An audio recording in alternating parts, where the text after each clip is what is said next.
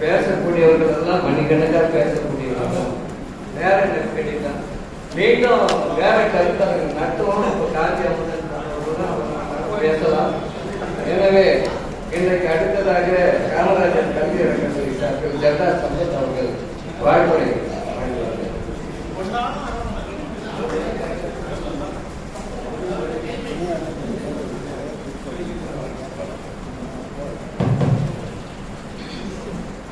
அனைவருக்கும் வணக்கம்.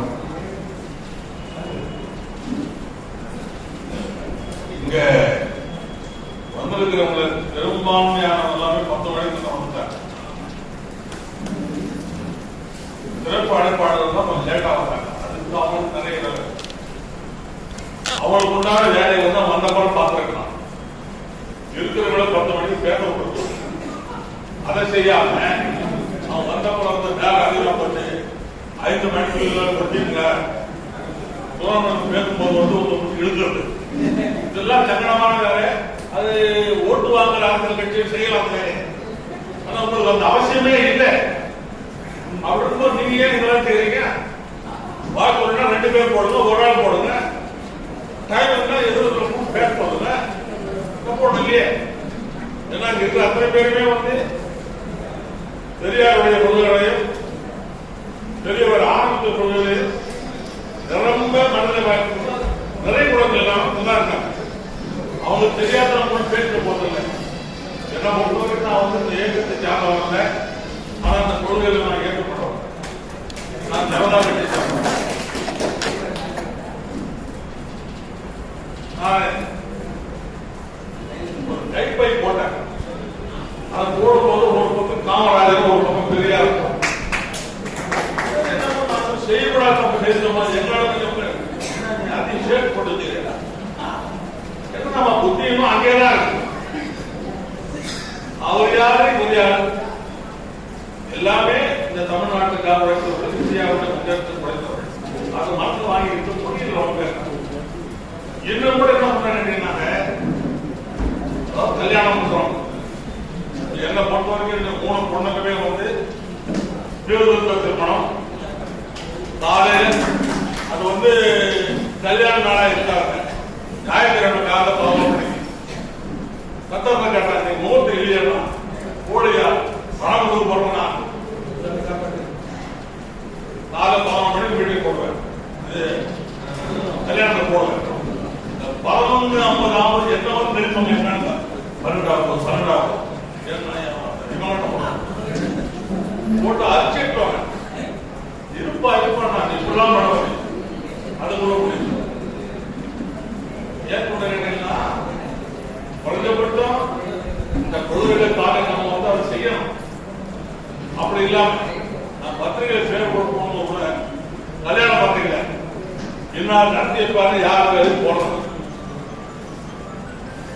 எங்களுடைய இயக்கத்தை சேர்ந்த பெரிய ஒரு தீய வழிகள் அவர்கிட்ட பத்திரிகை கொடுக்கும் போது எங்க கல்யாணம் பத்திரிகை நடத்தி போறீங்க பத்திரக்காரங்க பத்திரிகை பேரே போடலையே. நான் சொன்னேன், ஒரு வேலை உங்களுக்கு ஏதாவது வாய்ப்பு இல்லாம வர முடியாம போச்சிருந்தாலும் நான் மற்றவங்க பதில் சொல்லணும். நீங்களே லேட்டா வந்தாலும் வரல நான் காத்துக்கணும். 2மே எனக்கு தேவையில்லை.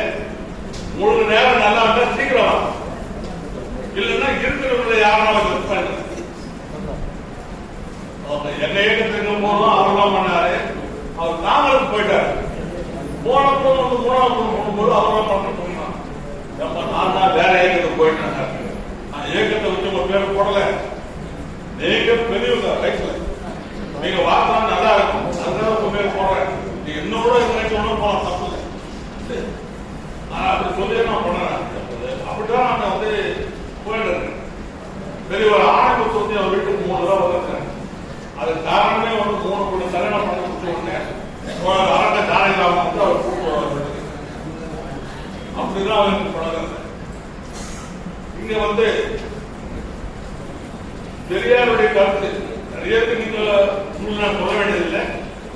நான் ரொம்பவும் மதிக்கிற கருத்து வந்து கடவுளே வர மனிதரை தெரியும். நல்லா பாத்தீங்கன்னா 2ல எது எடுத்துனாலும் ஒரே கருத்து தான்.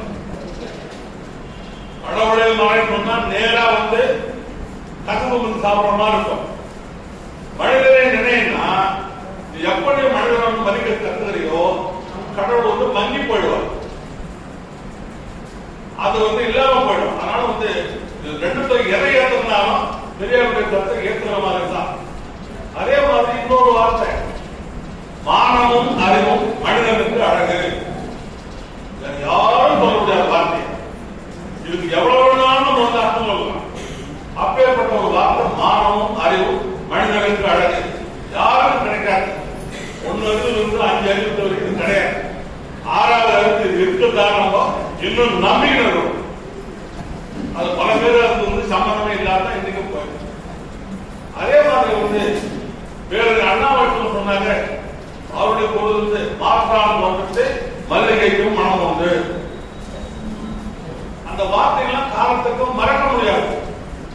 அதே மாதிரி கலைஞர் எடுத்து வச்சுக்க, நாமெல்லாம் வந்து அலின்னு சொல்லுவோம், இன்னொரு கிராமத்தில் 9 சொல்லுவோம். அது எப்படி சொல்றதுன்னு தெரியாத ஒரு மாதிரியான இருந்தோம். அந்த காலத்துல அவர் வந்து சிறு நங்கை, யாருக்கும் அது பரவாயில்ல எண்ணம்.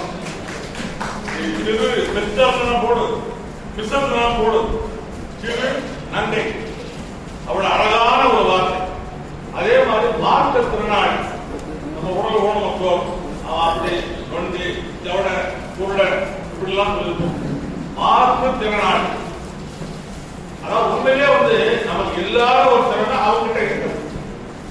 இப்படியான வார்த்தைகள்லாம் வந்து அவங்க சொல்லிருக்காங்க. அதாவது ஒரு கட்சி பிடிக்காதுன்னு சொன்னா அவங்க சொல்ற கருத்தை பிடிக்காது. அந்த மாதிரி ஒவ்வொருமே அப்படிதான். 1952 நினைக்கிறேன், சரியா தெரியும். முத்தலட்சுமி ரெட்டி அவர்கள் வந்து தேவராஜ முறை ஒழிப்பதற்காக கடுமையாக போறாங்க.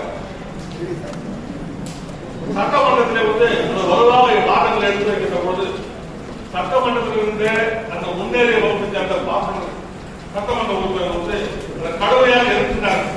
இவர் ஈடுபடுத்த முடிந்த ஒரு நாள் அது வந்து நாளைக்கு அந்த விவாதம் செய்யலாம் சொல்லி முடிவு பண்றாங்க. இதெல்லாம் முடிவு தெரியல. நேரம் பெரியார்கிட்ட போனாங்க. பெரியார்கிட்ட போனோடனே நான் பேசுறேன், அவங்க எல்லாமே கவுண்ட் கொடுத்தாங்க. என்னால ஒன்றும் செய்ய முடியல, என்ன பண்றதுன்னு தெரியல. பெரியார் சொன்னாங்க, வழியை சொன்னாங்க, இப்படி செய்யணும். மறுநாள் போனாங்க, அசம்பிளியில் பேசுறாங்க. தொடர்ந்து பற்றி வலியுறுத்தி பேசுறாங்க. தேவராஜ முறை இருந்தது, அதாவது தேவர் அடியார்கள் என்று பெண்களை வச்சு அதுக்கப்புறம் அது மன்னர்களுக்கோ அங்க இருக்கிற பார்ப்பனர்களுக்கோ அதை வந்து நிவேதனம் பண்ற மாதிரி அதை ஒழிக்கணும்னு சொல்லிட்டு அந்த அம்மா பேசும்போது இவங்க வந்து வழக்கம் போல முன்னேறி சமுதாயத்தை எதிர்க்கிறாங்க. சொன்னாங்க, அவங்க பேசணும் சொல்றாங்க, இல்ல நீங்க தேவரடியார்கள் சொன்னாங்க, நீங்க தப்பா நினைச்சுக்கிறீங்க. அவங்க வந்து கடவுளுக்கு நேர்த்தி செய்து வரப்பட்டவர்கள். அது வந்து செய்தாங்கன்னா அவங்க வந்து புண்ணியம் சேர்ந்து கொண்டே இருக்கும் அப்படின்னு சொல்றாங்க. அப்ப அந்த அம்மா சொன்னாங்க, பெரியார் சொல்ற வார்த்தைய எங்க ஆளுநை போனாலும் அந்த புண்ணியத்தை சேர்த்தாங்க. தேவைக்கு மேல சேர்ந்து போச்சு. இதுக்கு மேல என் நாடு கூடுங்க முன்னாள் அனுப்பும் அப்படின்னு சொன்னப்பதான் வாயாடி இருந்தாங்க. அதுக்கப்புறம் வந்து தேவராஜோட விழுதுங்கிற தீர்மானம் நிறைவேற்றப்பட்டது. இப்படி எல்லாம் அவங்க காலகட்டத்தை வந்து சிறப்பாக செயல்படுத்திருக்கிறாங்க. இந்த சிறப்பான வார்த்தைகளை தெரிந்து